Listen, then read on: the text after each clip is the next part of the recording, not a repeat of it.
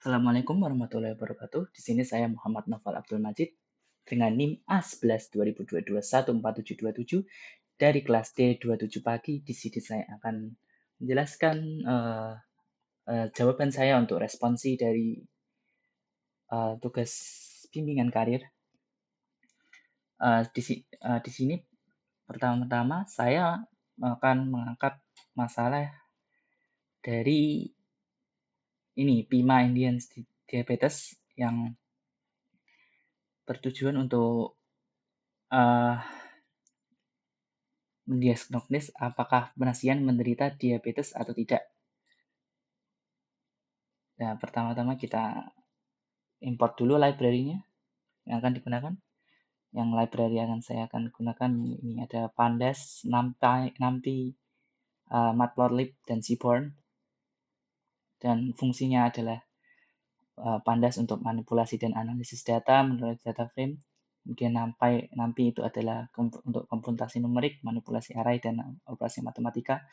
Matplotlib untuk visualisasi data dengan grafik dan plot, dan Seaborn untuk visualisasi statistik yang lebih estetis dan informatif. Kemudian import datanya sudah kita download. Kemudian kita bisa lihat di sini datanya seperti ini.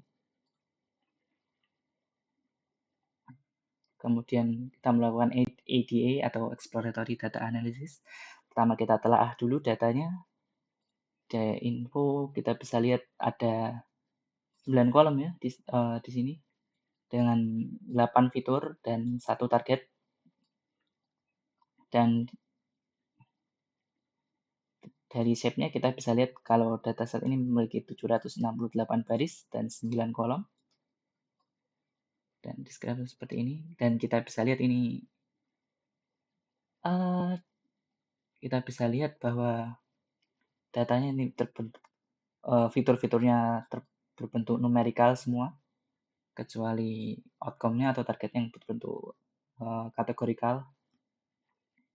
Kita bisa visualisasi datanya.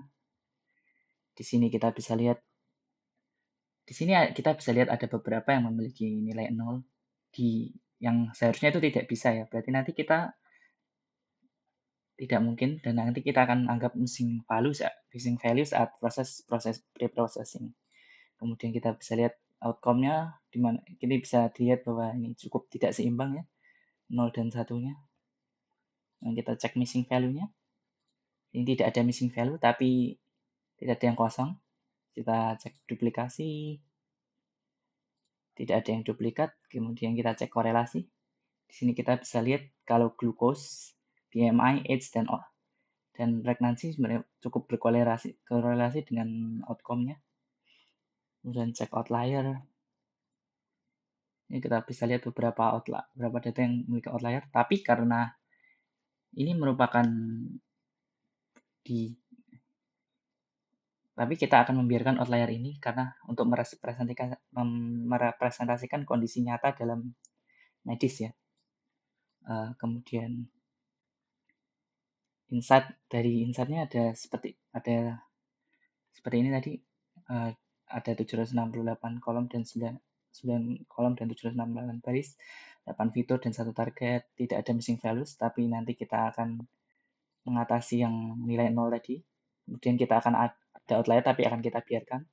Kemudian tidak ada baris duplikat dan distribusi tidak seimbang. Terus kemudian yang memiliki korelasi ada fitur glukos, kemudian BMI, age, dan pregnancy. Kemudian kita pre-processing yang kita hilangkan nilai 0-nya dulu. Yang nilai 0 kita jadikan sebagai missing value. Kemudian kita hilangkan. Kita hilangkan dengan imputasi median karena datanya bersifat numerik ya. Setelah kita hilangkan kita bisa lihat. Kemudian selanjutnya akan lakukan fitur scaling untuk yang numerik. Dan karena tidak ada fitur kategorikal maka tidak perlu dilakukan encoding. Kita gunakan standard scalar.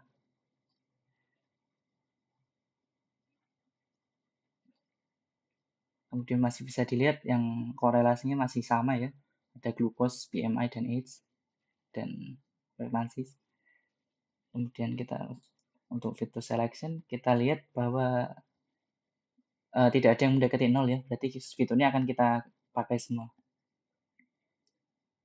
Kemudian untuk modeling akan di akan dipilih logistic regression karena merupakan baseline, nearest neighbor untuk membandingkan dengan yang membandingkan performa model desain dengan model linear, dan random forest karena robust terhadap outlier dan yang data kita punya dan mempunyai performa yang bagus untuk data tabular. Kita lakukan semua.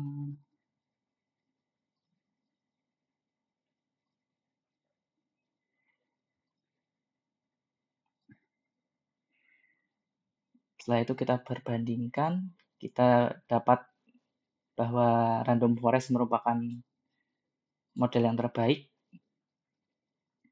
maka kita akan optimasi dari model random forest. Pertama kita gunakan resampling karena datanya yang tidak stabil tadi kita gunakan smote, tidak seimbang karena minoritasnya lebih sedikit kita gunakan smote. Kemudian kita gunakan hyperparameter tuning.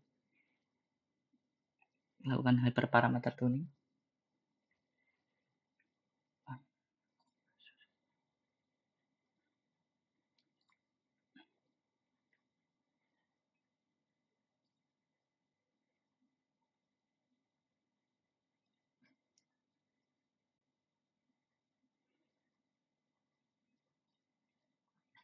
Nah, itu akan hyperparameter tuning yang tanpa smote untuk perbandingan.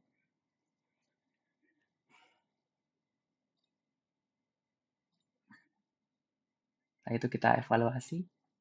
Di sini kita menunjukkan bahwa yang F1 score yang terbaik adalah yang gabungan antara smote dan hyperparameter tuning. Dan kita di sini bisa melihat bahwa akurasinya menurun. Tapi ini tidak apa-apa karena F1 score-nya naik dan recall-nya untuk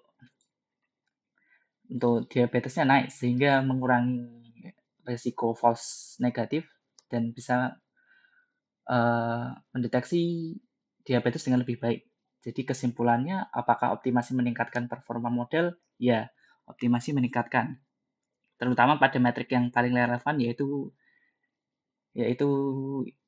recall untuk diabetes ini. Kemudian apakah implikasi hasil optimasinya? Di sini kita bisa melihat bahwa jika dengan tuning saja tanpa smote F1 score-nya malah turun. Berarti masalahnya adalah imbalance dan smote ini penting.